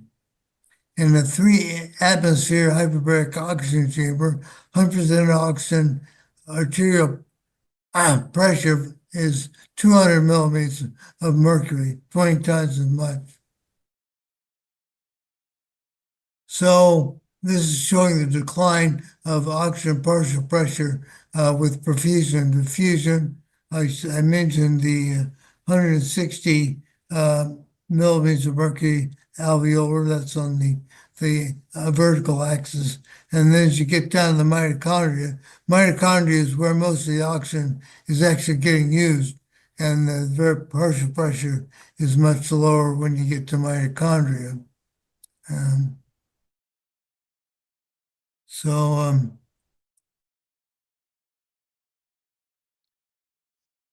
Normally, hemoglobin is completely saturated, 97% oxygen, and the plasma contains only 0.32% dissolved oxygen. But if you increase the pressure, you're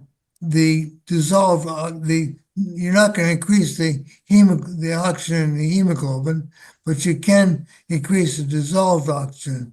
So a person with 100% oxygen, 2.5 atmosphere pressure chamber, the concentration of dissolved oxygen can increase by 17.8 times. Just the way in carbonated beverages, the CO2 gets the pressure gets the CO2 into the gas. Anyway, I'm not selling HbO2, hyperbaric oxygen therapy. I'm a buyer. I go to about once a week. I get a hyperbaric oxygen treatment, 100% oxygen at 1.9 atmospheres. But I also have this soft, the Respiro 270, which is that I bought for my use in my house. It's only 1.3 atmosphere pressure, and it's room air, 21% oxygen, no extra oxygen. And it cost me $14,000. So I can use it at will. At times I use it every day if I can. So all the medical conditions, health benefits I present have been experimental or clinical trial evidence. Most of these conditions have not been approved by government agencies, Food and Drug Administration or European Medicines Agency for HbO2. So these are the FDA approved, and decompression sickness is, I'll mention that later. The dissolved oxygen in plasma is cases of anemia where red blood cells, hemoglobin is reduced. So I suffered a stroke in June of 2022 and have become convinced of the benefits of HbO2 for stroke, which is why I get regular treatments and why I bought my own hyperbaric oxygen chamber. And the benefit is seen long after the stroke event. And it's been these clinical trials, which the FDA doesn't acknowledge, but these clinical trials are well-performed experiments and well documented in peer-reviewed journal articles, and so what the FDA thinks about it is not less important to me than the results of these clinical trials and the fact that they're peer-reviewed journal articles summarizing them. So, as I say, patients treated up to 4 years after a stroke showed significant cognitive improvement with 100% oxygen HbO2, and treated up to 36 months after stroke showed significant neurological improvement, brain cell activity. And even after a single session of 100% oxygen HbO2 shown lasting anti-inflammatory neuroplasticity benefits in randomized trials of human subjects. So, ischemic stroke, there's a core of dead tissue, and there's a penumbra of tissue around the stroke, which is semi-alive, and the penumbra of semi-alive tissue can be revived by the extra oxygen. And there's other mechanisms that HbO2 benefits stroke. It enables stem cells to enter the ischemic brain tissue. It promotes development of new blood vessels. It decreases pro-inflammatory cytokines. It promotes transfer of mitochondria from astrocytes to neurons, and increases neuroprotective mitochondrial peptide humanin, and it decreases leakage of water from the ischemic cells to the extracellular space.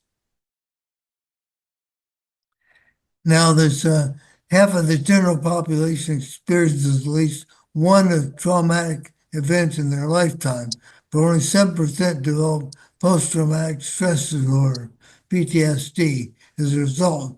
But among the military involved in combat, PTSD is seen in 37% of cases. Previously, PTSD was considered purely psychological, but brain imaging studies have shown degradation of brain structures with PTSD, which can be remedied by HBOT in proportion to HBOT treatment, meaning that the more the HBOT treatment effect, the more HBOT treatment is given, the greater the reversal of the degradation of brain tissue structures in PTSD in proportion to the amount of HBOT. So there's other conditions, randomized trials of HBOT for post-COVID symptoms and neurocognitive functions have shown reduced pain and fatigue, as well as improved sleep and cognition. HBOT improved quality of sleep while reducing pain and psychiatric symptoms. of long COVID symptoms. In fact, the effects last even 1 year after the cessation of H-spot. And in patients with Crohn's disease, H-spot reduces the level of pro-inflammatory C-reactive protein less than half, while reducing the level of harmful microbiota and increasing the level of beneficial microbiota. It reduces chronic fatigue syndrome. It promotes the development of new blood vessels, resulting in recovery from erectile function. It can alleviate chronic pain and fibromyalgia. It's shown to reduce fasting blood glucose, reduce HB glycated hemoglobin, increase insulin sensitivity in persons with and without type 2 diabetes. It does not promote cancer, but has been shown to be beneficial against cancer of the head, neck, bladder, and rectum in combination with radiotherapy. It also increases the effectiveness of cancer chemotherapy. So H-spot induces hypoxia-inducible factors, which induces angiogenesis, new blood vessels, among other benefits. Now, this experiment shows that word recall in healthy young adults was increased and reaction time was decreased. Those are positive effects. You want to have shorter reaction time and you want to have greater recall. And another study of healthy young adults, undergraduates, improves spatial working memory and memory quotient with H-spot. Randomized healthy volunteers showed improved episodic memory. And the episodic memory is the ability to associate memories of events with their spatial and temporal contacts. It's the most age-sensitive cognitive function. Cerebral palsy is a movement disorder believed due to low oxygen during pregnancy or birth, leading to permanent neurological impairment. So in this clinical trial, 150 children with cerebral palsy were given either 40 sessions, one no intervention, one air with 1.3 atmospheres, which is similar to the hyperbaric chamber I have in my home, 100% oxygen with 1.5 atmospheres, or 100% oxygen with 1.75. And no significant difference was seen between treatments 2 to 4 concerning gross motor function. And this is a graphical indication of that. So that makes me think that my 1.3 atmosphere chamber that I have in my home could give me much of the benefit they're seen with these 100% larger atmosphere pressure. But that's just cerebral palsy. The effect on stem cells, the mobilization of stem cells is much less effective with the 1.2 atmospheres than with 2.0 or 2.4 atmosphere. So HbO2 reduces aging biomarkers. These are all the biomarkers, showing many biomarkers, angiogenesis, suppression of cellular senescence, stem cell differentiation, etc. So clinical trials for rejuvenation, healthy adults over 64 were subject to 69-minute sessions of 100% oxygen, 2 atmosphere pressure. Senescent helper T cells were reduced by more than 37%. Telomere lengths in white blood cells averaged an increase of 20%. B cells more than 37%. Lifestyle interventions, diet, supplements, exercise have increased steel mirror length only to a maximum of 5% endurance training. And an 82-year-old Pittsburgh spine surgeon and neuroscience professor doubled the steel mirror lengths by H-spot in addition to increasing cerebral blood flow, cognitive function, and other biomarkers.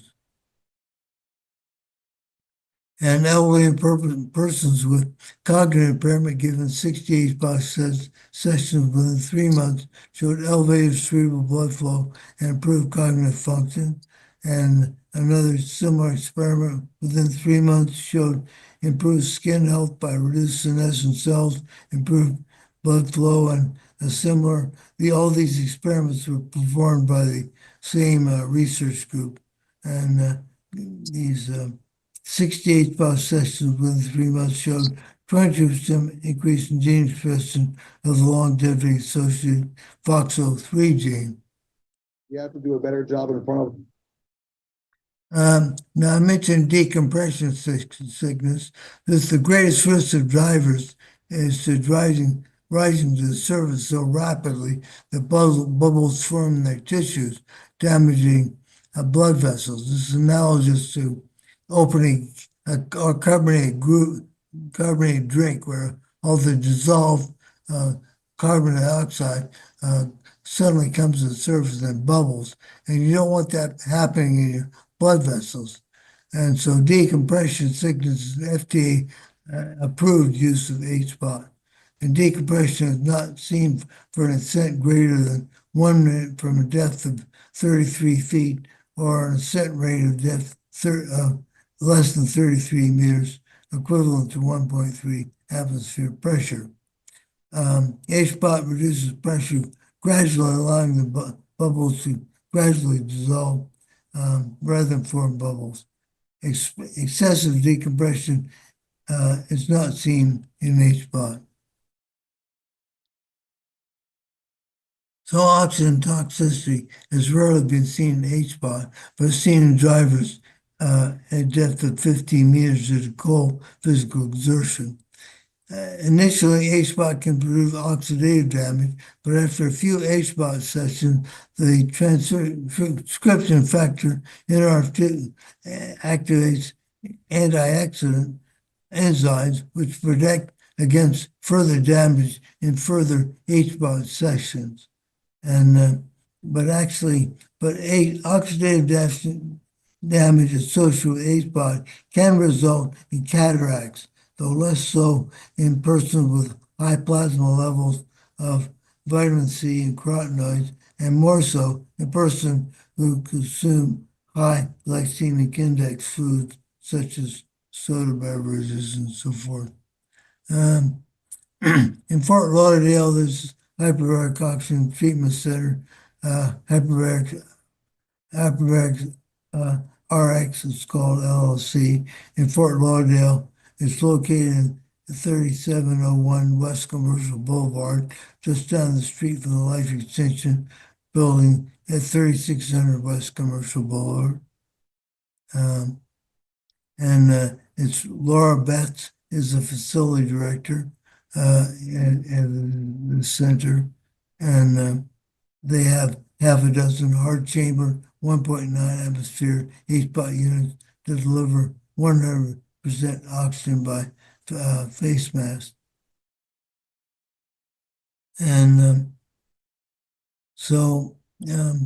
the most common reported side effect in H-spot is middle ear barotrauma, 43%. For most cases, the effect is minor. In no case involves tympanic membrane rupture.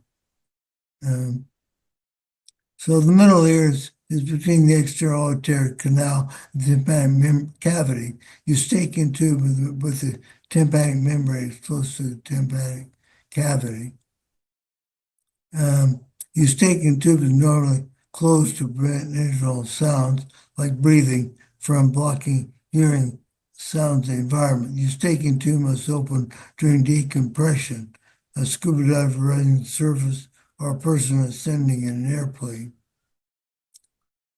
So, as I mentioned, commercial airliners must maintain a minimum compression cabin pressure and 0.75 atmosphere, and more rapid ascent or descent of an airplane, the more the escape tube must open to equalize the pressure.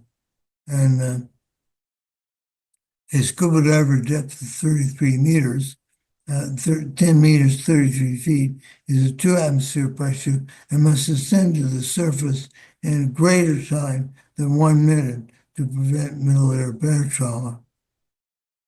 And middle ear bear trauma risk increases substantially above a compression rate of 0.28 atmosphere per minute with 2.4 atmosphere. So swallowing can open the eustachian tube, which is, and there's other ways of opening the eustachian tube. You can yawn or pinch and blow or chew gum and so forth. So there's convincing evidence that HBOT can be a benefit for a variety of medical conditions, despite the fact that conventional medicine does not recognize the benefits. Convincing evidence meaning actual clinical trials and peer-reviewed journal articles. There's convincing evidence that HBOT can benefit a healthy person by anti-aging effects and by cognitive improvement. I guess the question that I addressed, two questions I addressed that were asked is how I have to, for the hard chamber treatments I get at the Hyperbaric RX on Commercial Boulevard, I spend about, I have to spend, for 5 sessions, I have to spend $1,250, which amounts to $250 per session. So, and I do this roughly 1 session a week.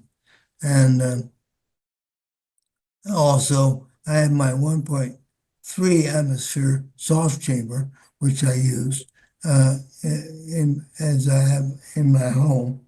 And Neil is going to buy one of these soft chambers for the church, for allow the church members to use it at maybe even no cost. But he decided that the risk of persons being in these chambers and not being under supervision was too great, which I question that that's really a very great risk, but that was Neil's decision. And so that's my bottom line about the cost issues. And Neil can defend himself if he wishes. So yeah, let me address that.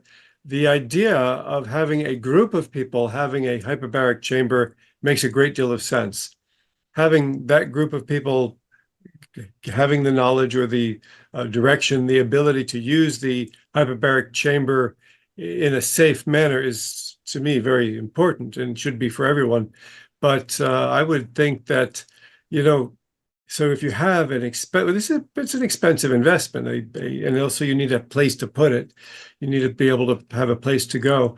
So whether it be here in South Florida or in other places where you have groups of transhumanist groups of super longevity people that would like to be able to have a more affordable means of getting hyperbaric oxygen treatments by sharing the cost of a chamber, it would make sense. It just makes simple sense.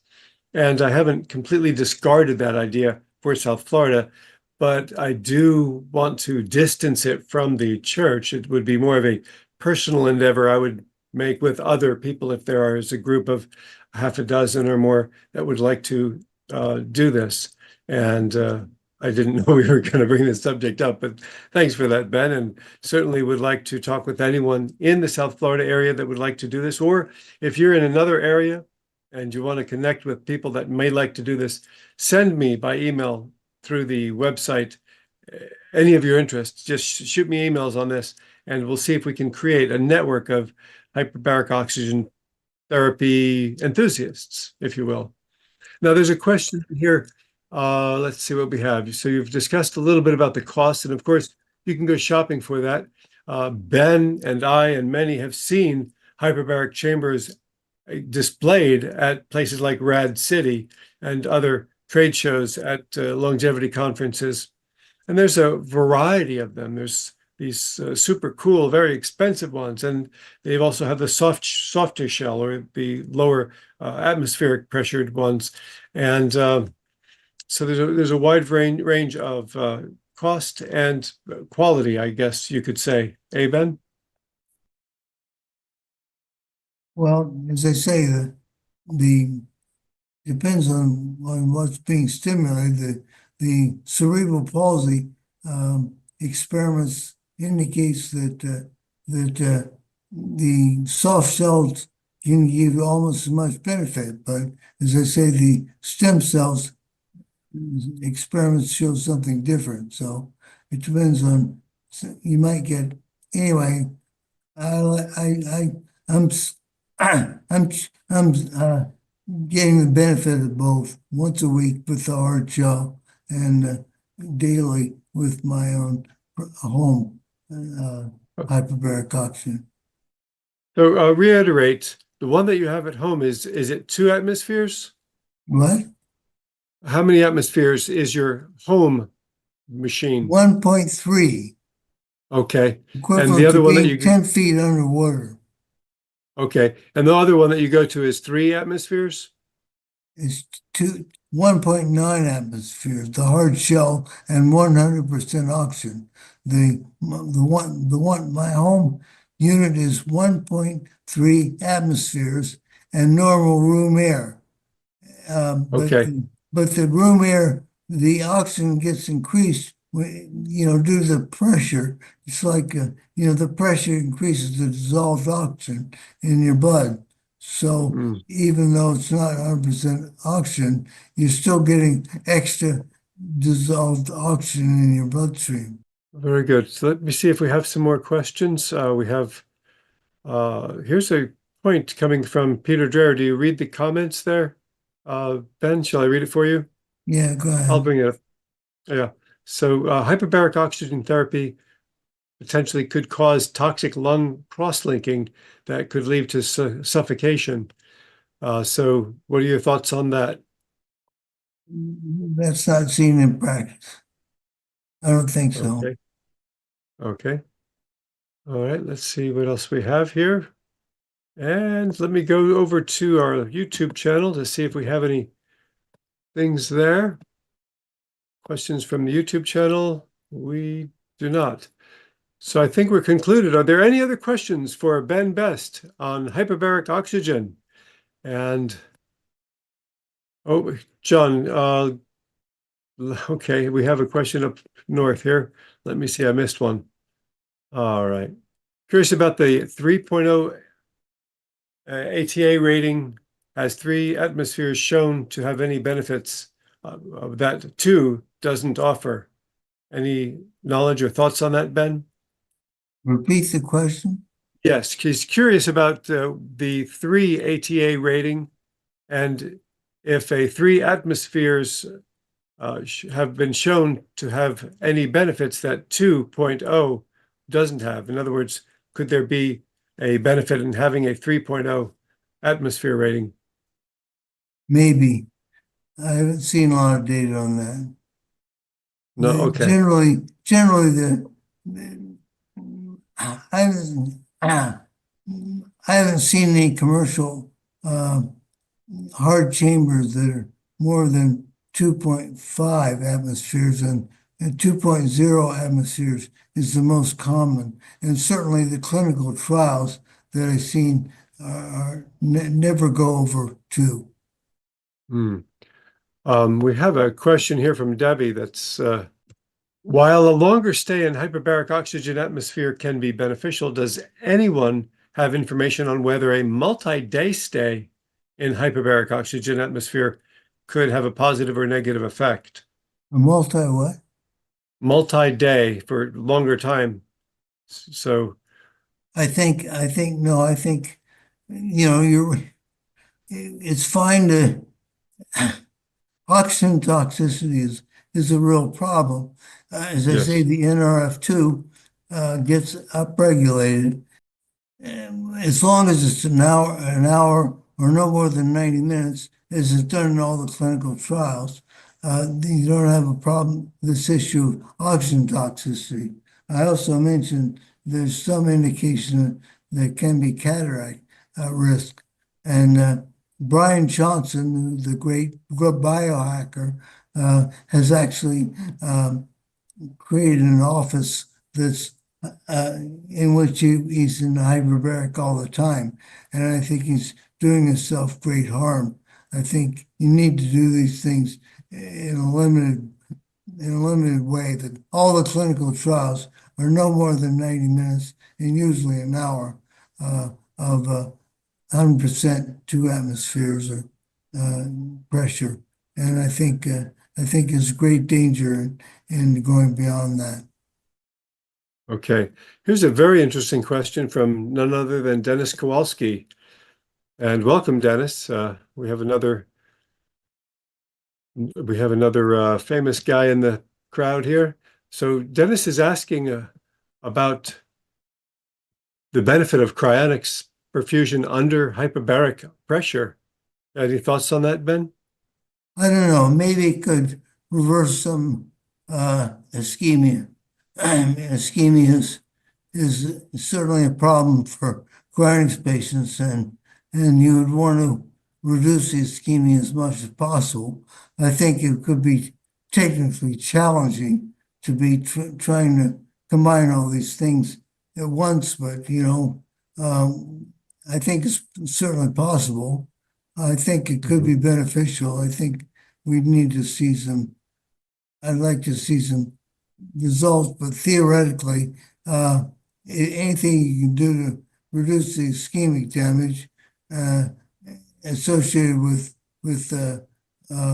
because cryonics patients have to be legally dead, and usually that involves a lot of ischemic damage even in the process of dying, and much less after the declaration of death. And you want to reduce the ischemia as much as possible.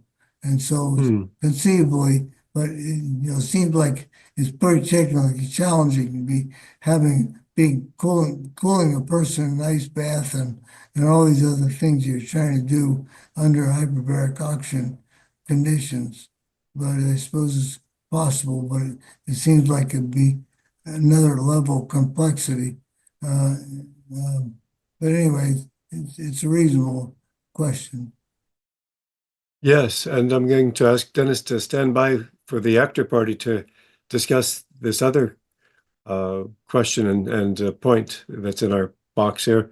I'm going to close it out with this one and want to thank you, Ben, for giving us a very thoughtful and informative presentation on hyperbaric oxygen treatments. Thank you, Ben Best. And you're getting an applause from around the world for your presentation.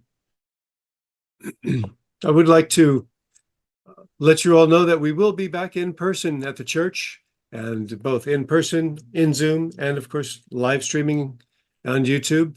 So you're welcome to join us in person in any of those methods. And next month we have Dr. Palmer. Dr. Jeff Palmer is going to be doing a presentation along with Bill Falloon, and we may have a mystery guest we're talking to. We'll see how that comes together. Now, May is our last scheduled in-person event. I'm not sure if we're going to be doing one in June. At the moment, we're not scheduled for that. Typically, June, July, August, September, we go Zoom live stream only. But we'll just have to ask you to watch the website for updates as we post them there. I want to remind you that we have recorded this event in YouTube, and you can watch this recording at our YouTube channel. At the top of the website at perpetual.life, you'll be able to find that. And stay with us, those of you who are in Zoom, and those of you who are in the YouTube live stream. If you'd like to join our Zoom, you can still do that simply by going to the Zoom link at our website and join in the after party. And I want to thank you all for being here tonight, and we'll see you next month on the 4th. Excuse me, that's the last Thursday. We're having our services on the last Thursdays of the month. So we'll be here on the last Thursday in May. Thanks for coming to our event tonight.